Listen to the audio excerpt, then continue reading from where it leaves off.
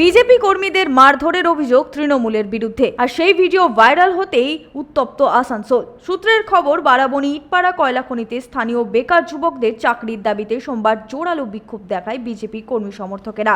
ঘটনায় বারাবণী থানার পুলিশ মিছিল থামিয়ে বাধা সৃষ্টি করে। সেই সময় কয়েকজন দুষ্কৃতী বিজেপি কর্মীদের ওপর হামলা চালায়।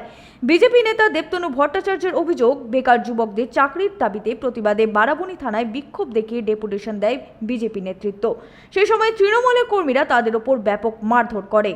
দেখুন, আমরা একটা গণতান্ত্রিক পদ্ধতি মেনে একটা ন্যায্য দাবি নিয়ে, স্থানীয়দের কর্মসংস্থানের দাবি এবং মাইন্সে যারা কাজ করছে তাদের শ্রমিক হিসেবে তাদের ন্যায্য অধিকার আছে যেটা, তার সুরক্ষার দাবিতে, তাদের সেটা মেনটেন করার দাবিতে আমরা এখানে ডেপুটেশন দিতে এসেছিলাম। আগে থেকে ইনফরমেশন দিয়েছিলাম, পুলিশকে দিয়েছিলাম, অথরিটিকে দিয়েছিলাম। তা আমরা যখন এখানে এলাম, দেখতে পেলাম তৃণমূলের হারমাত যারা, তারা ওখানে বাঁশ লাঠি নিয়ে ওখানে দাঁড়িয়ে আছে। পুলিশ আমাদেরকে আটকালো। পুলিশ আমাদেরকে বলছে, রিকোয়েস্ট করছে আপনারা চলে যান। একটা গণতান্ত্রিক পদ্ধতিতে আমরা আন্দোলন করছি, নোটিশ দিয়ে তৃণমূলের দুষ্কৃতীদের সামনে গিয়ে মাথা নিচু করে কথা বলছে, মিনমিন করে কথা বলছে। পুলিশের ক্ষমতা নেই দুষ্কৃতীদের সামনে মাথা তুলে কথা বলার। এদেরকে কারা পুলিশ করেছে? পুলিশের আজকে এই রাজ্যে কি পরিস্থিতি? তাদের সেন্স অফ ডিউটি কোথায়? তারা মমতা ব্যানার্জি চটি চাটছে আর তার দুষ্কৃতীদেরকে তারা উৎসাহ দিচ্ছে, দুষ্কৃতীদের সামনে মাথা নিচু করে দাঁড়িয়ে রয়েছে। আর সাধারণ মানুষের যে ন্যায্য দাবি সেটাকে গলা টিপে তারা বন্ধ করতে চাইছে। আর তৃণমূলের দুষ্কৃতীদের কোনো অধিকার নেই এখানে রাস্তা দাঁড়িয়ে আটকানোর, তাদের সামলানোর দায়িত্ব পুলিশের। আমি আজকে কর্মসূচি ঘোষণা করছি যে আগামী কয়েকদিনের মধ্যে আমরা এখানে আবার ডেপুটেশনের জন্য আসব, এই সেম কর্মসূচি করার জন্য আসব। তখন পুলিশ যদি এই দুষ্কৃতীদের সামলাতে না পারে, তার সমস্ত দায়িত্ব বিজেপির কর্মীরা হাতে তুলে নেবে। আমরা আমাদের ক্ষমতা আমরা রাখি তৃণমূলের দুষ্কৃতীদের হ্যান্ডেল করার, আমরা সেদিন রাস্তাতে সেটা দেখে নেব।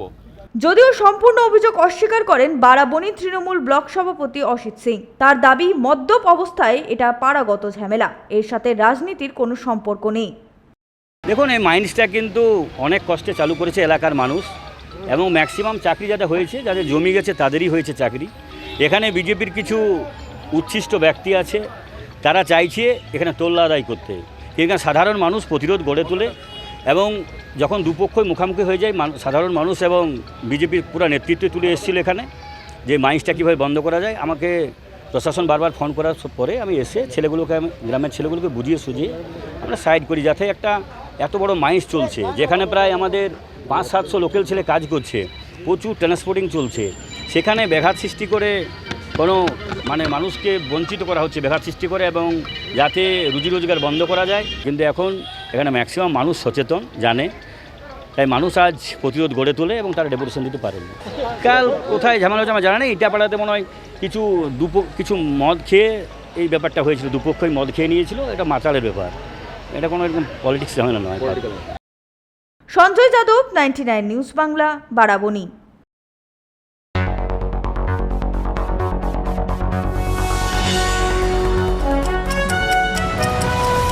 আপনারা দেখছেন 99 নিউজ বাংলা। বদলাবো আমরা।